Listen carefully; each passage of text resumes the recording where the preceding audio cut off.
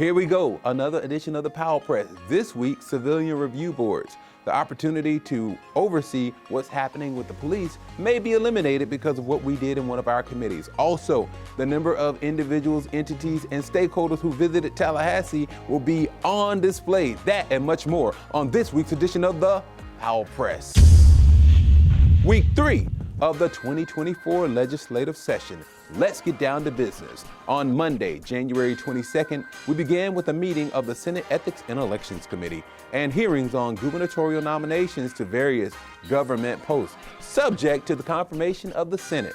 One of the most controversial nominees to the Department of State was the State Department of Education, has been a vocal supporter of targeting diversity in education. While many nominees are voted on collectively, I joined fellow Senator Darrell Roussan and Tina Polsky in requesting a separate confirmation vote on this individual.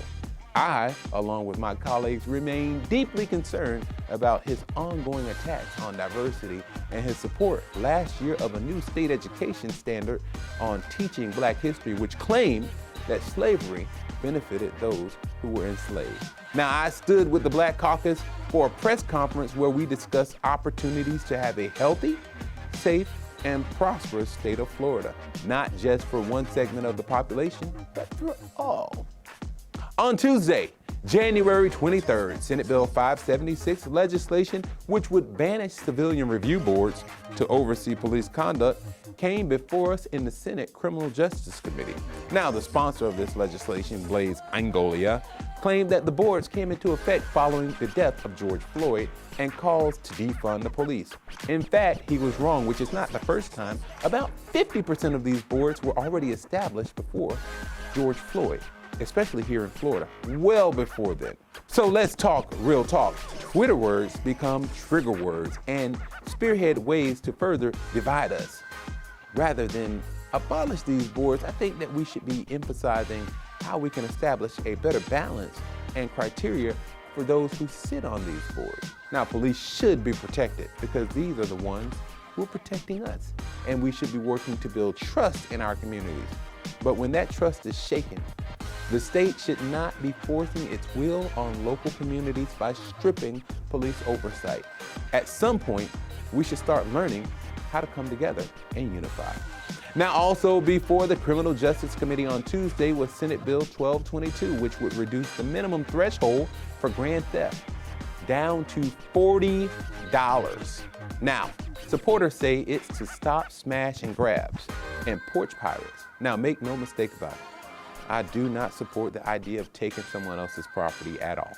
But the idea of creating easier pathways to prison doesn't move me either. Now, penalties that would lower the dollar threshold does little to deter someone from stealing, but it puts a lot more pressure and a lot more people into the prison system, all for less than $100. Later that night, I joined the Black History Museum roundtable discussion. Now, this was organized by the Florida Legislative Black Caucus and the help of Senator Geraldine Thompson. Now, this roundtable discussion discussed plans on the ideas of building a Black History Museum here in the state of Florida. Now, our history is rich, and this will inspire the next generation to do more. One of my talking points that night was, history doesn't make us bitter, it makes us better. On Wednesday, the budget was the topic in a meeting on the Civil and Criminal Justice Appropriations Committee. Now, the proposed budget for that particular committee was $7.3 billion.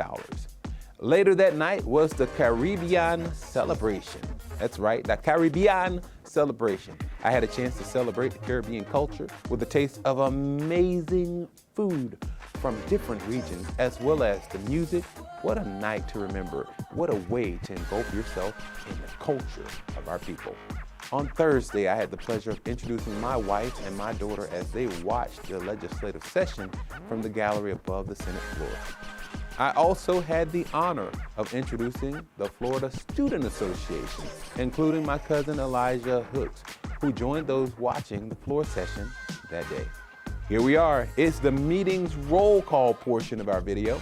And this week, our meetings included Ijamin Gray and Encouraging Dreamers Breaking Barriers, Surfrider Foundation, the Palm Beach State College, Angel Hoffman with JCPenney, Youth Escape, Youth Left Behind. The National Association of Insurance Agents Transition House. And it was AKA Day at the Capitol. Alpha Kappa Alpha Sorority Incorporated. The Avante Group. Big Brothers, Big Sisters. The Florida Student Association. The Concrete Coalition of Florida. And the NAACP/Jewish Federation teams advocating together.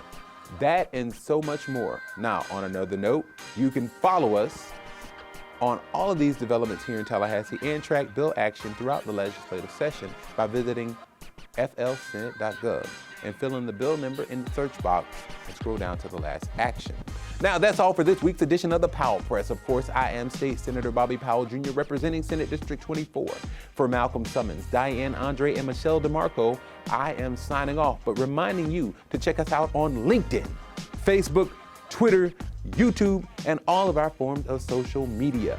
That's it for week 3, and we look forward to seeing you next week on week 4, reminding you that a life of service is indeed a life that counts. So long, everybody.